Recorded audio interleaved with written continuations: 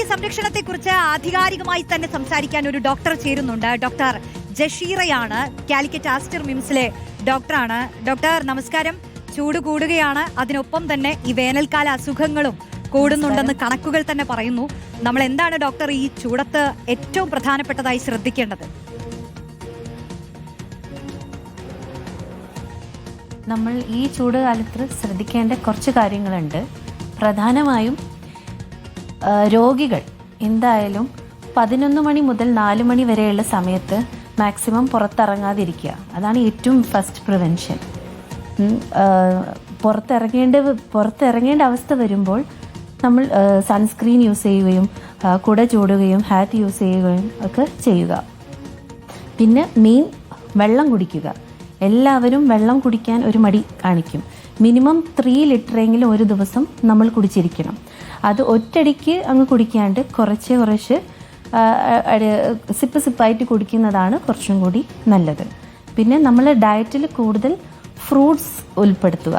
Water content ഉള്ള fruits, അതായത് ബത്തക്ക, orange, grapes അങ്ങനെ കൂടുതലായിട്ട് ഉൾപ്പെടുത്തുക. വെജിറ്റബിൾസ് നന്നായിട്ട് കഴിക്കുക. സൂപ്പുകൾ നന്നായിട്ട് കഴിക്കുക. കാരണം ഈ വേനൽക്കാലത്ത് കോൺസ്റ്റിപ്പേഷൻ ഒക്കെ ഡീഹൈഡ്രേഷൻ ഒക്കെ ഭയങ്കര കോമൺ ആണ്. അപ്പം നമ്മൾ വെള്ളം ഒരു മിനിമം 3 ലിറ്റേഴ്സ് എങ്കിലും കുടിക്കാൻ ശ്രമിക്കണം. ഇപ്പോൾ നമ്മളധികവും ഈ തൊഴിലാളികളെ സംബന്ധിച്ച്, ഇപ്പോൾ പുറത്ത് ജോലി ചെയ്യുന്നവരെ സംബന്ധിച്ചാണല്ലോ ആശങ്ക കൂടുതലുണ്ടാകുന്നത്. നമുക്ക് കെട്ടിടത്തിൻ്റെ ഉള്ളിൽ ഒരു AC-യിലൊക്കെ ഇരുന്ന് പണിയെടുക്കുന്നത് പോലെ അല്ലല്ലോ ഇപ്പോൾ പുറത്ത് തൊഴിലുറപ്പ് ജോലി ചെയ്യുന്നവര്, കൂലിപ്പണിക്കാര്, മറ്റ് കെട്ടിട തൊഴിലാളികൾ, അങ്ങനെയുള്ള ആളുകൾക്ക് എങ്ങനെയായിരിക്കും ശ്രദ്ധിക്കാൻ പറ്റുക? അപ്പോൾ പ്രത്യേകിച്ച് ഈ സമയ ക്രമീകരണമൊക്കെ എത്ര ശ്രമിച്ചാലും അതൊന്നും സാധിക്കാത്ത ചില ജോലികളുണ്ടാകും. അപ്പോൾ ഇപ്പോൾ ഡോക്ടർ പറഞ്ഞ പോലെ നമ്മൾ ഈ സൺസ്ക്രീൻ ഉപയോഗിക്കുക, വസ്ത്രം ധരിക്കുന്നതിൽ ശ്രദ്ധിക്കേണ്ട കാര്യങ്ങൾ, അല്ലെങ്കിൽ ചൂടിനെ നേരിട്ടുള്ള ചൂട് കൊള്ളാതിരിക്കാൻ, അപ്പൊ അവർക്ക് വേണ്ടി എന്തായിരിക്കും ചെയ്യാൻ പറ്റുക? അവർക്ക് ഈ സമയം തന്നെയാണ് മെയിൻ ഫാക്ടർ. എത്ര നമ്മൾ ലൂസ് ഡ്രസ്സ് ധരിച്ചാലും സൺസ്ക്രീൻ യൂസ് ചെയ്താലും നമ്മൾ ഇപ്പോഴത്തെ വെയിൽ വളരെ കാഠിന്യം ഏറിയതാണ്. അപ്പം ഈ സമയം അതിൻ്റെ തൊഴിലാളികളുടെ മുതിർന്ന ആൾക്കാർ അവരെന്തായാലും ശ്രദ്ധിക്കണം. അവർക്ക് കൊടുക്കുന്ന ജോലിയുടെ ടൈമിംഗ്, അതായത് ഏർലി മോർണിംഗ് ആയിട്ട്, അതായത് 5 മണി മുതൽ ഒരു 9 മണി 10 മണിയുള്ളിൽ മെയിൻ വർക്കുകൾ ചെയ്ത് തീർക്കുക എന്നുള്ളത് തന്നെയാണ് മെയിൻ. പിന്നെ 4 മണിക്ക് ശേഷം കുറച്ച് വർക്കുകൾ കൊടുക്കുക. പുറത്ത് ജോലി എടുക്കുന്നവർ ഈ ഒരു സമയം നോക്കുക എന്നുള്ളത് തന്നെ പ്രാക്ടിക്കലി പോസിബിൾ ആയിട്ടുള്ളൂ.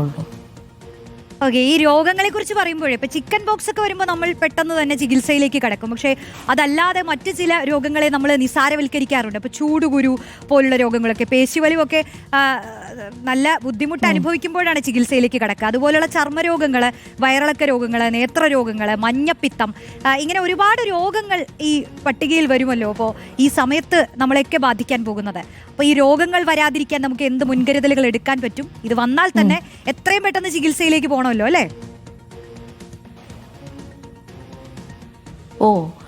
എന്തായാലും prevention is better than cure, അല്ലേ? അപ്പം ഇത് വരാതിരിക്കാനുള്ളത് തന്നെയാണ് നമ്മൾ നോക്കേണ്ടത്. ആദ്യം പറഞ്ഞതുപോലെ വെയിലത്ത് മാക്സിമം ഇറങ്ങാതിരിക്കുക. ഇറങ്ങേണ്ട അവസ്ഥ വരുമ്പോൾ പ്രൊട്ടക്ഷൻ ഉപയോഗിക്കുക.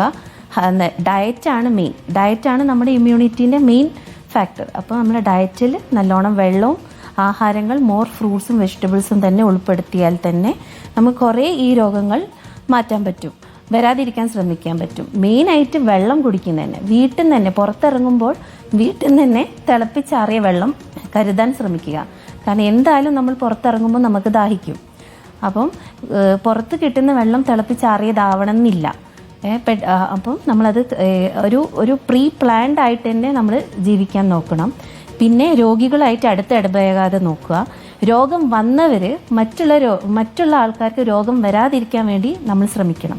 അതായത് ചിക്കൻ ബോക്സ് ആണ് നമ്മളൊരു പേഷ്യൻ്റ് ഡയഗ്നോസ് ചെയ്യാൻ, അവർ പിന്നെ പുറത്തിറങ്ങരുത്, അവർ വീട്ടിൽ ഐസൊലേറ്റ് ചെയ്യുക. അതുപോലെ തന്നെ ഈ ഒരുപാട് മഞ്ഞപ്പിത്ത രോഗങ്ങളും ഒരുപാടുണ്ട് കേസുകൾ. അപ്പം അവരവരുടെ കിണറുകൾ ബ്ലീച്ച് ചെയ്യാനും വെള്ളം വീട്ടിൽ തിളപ്പിച്ച് ഉപയോഗിക്കാനും, നമ്മളെ ഹാൻഡ് ഹൈജീൻ പ്രാക്ടീസുകൾ കറക്റ്റായിട്ട് ഫോളോ ചെയ്യാനും അതൊക്കെ നമ്മൾ ശ്രമിക്കണം. നമുക്കും അസുഖം വരാതിരിക്കാനും മറ്റുള്ള നമ്മളെ ഫ്രണ്ട്സിനും ഒന്നും അസുഖങ്ങൾ വരാതിരിക്കാനും നമ്മൾ മാക്സിമം സഹചരിച്ച് ജീവിക്കണം. അതുപോലെ ഇപ്പൊ ഈ കുട്ടികളും ഗർഭിണികളൊക്കെ ശ്രദ്ധിക്കേണ്ട കാര്യങ്ങളുണ്ടാവില്ലേ? പ്രത്യേകിച്ച് സ്കൂളിൽ പോകുന്ന പരീക്ഷാകാലം കൂടിയാണ്. അപ്പോൾ അതിൻ്റെ ഒരു സമ്മർദ്ദം കൂടി ഉണ്ടാകും, അതിൻ്റെ കൂടെയാണ് ഈ ചൂട്.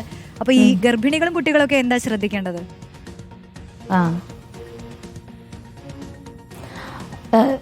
ഗർഭിണികൾ എന്തായാലും കറക്റ്റായിട്ടുള്ള ഡോക്ടർ പറഞ്ഞ ഫോളോ അപ്പ് കറക്റ്റായിട്ട് പോകണം. ഇതേ കാര്യങ്ങൾ തന്നെ, ഡയറ്റും എക്സസൈസും കറക്റ്റായിട്ട് ഫോളോ ചെയ്യുക. പിന്നെ അനാവശ്യമായിട്ട് പുറത്ത് പോവാതിരിക്കുക. ഈ ഷോപ്പിങ്ങിനായിട്ടും ഇപ്പം ഈദ് ഫെസ്റ്റിവലൊക്കെ വരുവാണ്, അപ്പം അനാവശ്യമായിട്ട് കുറേ പുറത്ത് പോയി ടയേർഡ് ആവുന്ന രീതിയിൽ ഷോപ്പിംഗ് ആയിട്ടും പർച്ചേസിംഗ് ആയിട്ടും പോവാതിരിക്കുക. ഇപ്പോൾ ഓൺലൈൻ മീഡിയ ഉള്ളതാണ്, അപ്പോൾ മാക്സിമം ഓൺലൈൻ നമുക്ക് യൂസ് ചെയ്യാം. അപ്പോൾ അത്രയും ആവശ്യം ഉള്ളപ്പം മാത്രം പുറത്തിറങ്ങുക, ഇതേ മാക്സിമം ശ്രമിക്കുക. പിന്നെ കുട്ടികൾ സ്കൂൾ എക്സാമാണ്, അപ്പോൾ അതേപോലെ തന്നെ കുട്ടികളും ബോട്ടിൽ വെള്ളം നിറച്ച് കൊടുക്കുക. കറക്റ്റായിട്ട് വെള്ളം കുടിക്കുന്നുണ്ടോ, മാക്സിമം സ്നാക്സ് ഒക്കെ ഈ ബിസ്ക്കറ്റ്സ് അങ്ങനത്തെ ഒക്കെ ഒഴിവാക്കിയിട്ട് മാക്സിമം ഫ്രൂട്ട്സ് തന്നെ അവർക്ക് കഴിക്കാനുള്ള പ്രോത്സാഹനം കൊടുക്കുക. കറക്റ്റായിട്ട് വെള്ളം കുടിക്കുന്നുണ്ടോ എന്നുള്ളത് ഉറപ്പ് വരുത്തുക. അതുപോലെ തന്നെ പ്രായമായവർക്കും വളരെ ഇമ്പോർട്ടൻ്റ് ആണ് വെള്ളം കുടിക്കുന്നത്. അവർ കറക്റ്റായിട്ട് വെള്ളം കൊടുക്കുന്നതും ഫ്രൂട്ട്സ് കൊടുക്കുന്നതും ഒരുപാട് സൂപ്സ്, വെജിറ്റബിൾസും ഒക്കെ ഇട്ടിട്ടുള്ള സൂപ്സ്, വെള്ളം അടങ്ങിയ ഭക്ഷണങ്ങൾ കൂടുതലായിട്ട് ഈ ക്രിട്ടിക്കൽ ഗ്രൂപ്പ്സാണ്. കുഞ്ഞുങ്ങൾ, ഗർഭിണികൾ, പ്രായമായവർ, 65 മേലെ പ്രായം, ഇവർ 3 പേരും വേഗം നിർജ്ജലീകരണം, ഡീഹൈഡ്രേഷൻ വളരെ പെട്ടെന്ന് വരാവുന്ന ആൾക്കാരാണ് ഇവരൊക്കെ. അപ്പം അത് നമ്മൾ പ്രത്യേകം ശ്രദ്ധിക്കണം അല്ലേ? ഇപ്പൊ ഡോക്ടർ നേരത്തെ ഈ സൺസ്ക്രീൻ ഉപയോഗിക്കണതിന്റെ ഒരു ആവശ്യകതയെ കുറിച്ച് പറഞ്ഞല്ലോ. പണ്ടൊന്നും എത്രത്തോളം ആളുകൾ അത് ഉപയോഗിച്ചിരുന്നു എന്നുള്ളതിൽ നമുക്ക് സംശയം ഉണ്ടാവും. ഇപ്പോഴാണ് ഇപ്പൊ പുതുതലമുറയൊക്കെ സ്കിൻ കെയറിന് വേണ്ടി തന്നെ കുറച്ച് സമയം മാറ്റി വെക്കുന്നുണ്ട്, പ്രൊഡക്റ്റുകളുടെ ക്വാളിറ്റിയെ കുറിച്ചൊക്കെ ചിന്തിക്കുന്നുണ്ട്. അങ്ങനെ സ്കിൻ കെയർ ഒക്കെ തീർച്ചയായും ഉപയോഗിക്കുന്ന ചെറു തലമുറയുണ്ട്. പക്ഷേ ഇപ്പൊ കുറച്ച് പ്രായമുള്ളവരോ അല്ലെങ്കിൽ ഒരു 40 വയസ്സിന് മുകളിലുള്ള നമ്മുടെയൊക്കെ വീട്ടിലെ അമ്മമാരോ ഒക്കെ എത്ര പേർ ഈ നമ്മുടെ സ്കിൻ കെയറിന്റെ ഭാഗമായി സൺസ്ക്രീൻ ഉപയോഗിക്കുന്നുണ്ട് എന്നുള്ളതൊരു ചോദ്യമാണ്. ആ സൺസ്ക്രീൻ വളരെ പ്രധാനപ്പെട്ടല്ലേ? സൺസ്ക്രീൻ വളരെ പ്രാധാന്യമുള്ളത് തന്നെയാണ്. കാരണം നമ്മൾ സ്കിൻ അത് മുഖത്ത് മാത്രം ധരിച്ചാൽ പോരാ, നമ്മൾ എക്സ്പോസ്ഡ് ആയിട്ടുള്ള എല്ലാ ഏരിയയിലും സൺസ്ക്രീൻ യൂസ് ചെയ്യണം. ഹൈലി സെൻസിറ്റീവ് സ്കിൻ ഉള്ളവർ എന്തായാലും യൂസ് ചെയ്യും വേണം. എവറി 4 hours അത് അപ്ലൈ ചെയ്യാൻ ശ്രമിക്കും വേണം. അത് കറക്റ്റ് SPF എന്ന് പറഞ്ഞൊരു വാല്യൂ ഉണ്ട്, 55 above ഉള്ള പ്രോഡക്ട്സ് യൂസ് ചെയ്യുക. അപ്പോൾ കുറേയൊക്കെ നമുക്ക് സൺ കോർണുള്ള ഫോട്ടോഡെർമറ്റൈറ്റിസ്, സ്കിന്നിന് വരുന്ന ഒരുപാട് ചേഞ്ചസ് നമുക്ക് പ്രിവെന്റ് ചെയ്യാൻ പറ്റും. അത് ഈ പറഞ്ഞ മാതിരി ഇപ്പം ഒരുവിധം 60 വയസ്സ് വരെ ഉള്ളവർക്കൊക്കെ അറിയാം സൺസ്ക്രീൻ ഉപയോഗിക്കണം എന്നുള്ളത്. മീഡിയയിലൂടെ അത് കൂടുതൽ വരുന്നതുകൊണ്ട്. ബട്ട് സ്റ്റിൽ നമ്മൾ അറിയാത്തവർക്ക് അതിന്റെ ഇമ്പോർട്ടൻസ് പറഞ്ഞു കൊടുത്ത് പുറത്ത് പോകുമ്പോഴെങ്കിലും നമ്മളത് യൂസ് ചെയ്യണമെന്ന് അവരെ പ്രോത്സാഹിപ്പിക്കണം. തീർച്ചയായും ഡോക്ടർ വളരെ പ്രധാനപ്പെട്ട കാര്യങ്ങളാണ് പറഞ്ഞത്. നമ്മൾ കടും ചൂടുകുരു പറഞ്ഞോളൂ.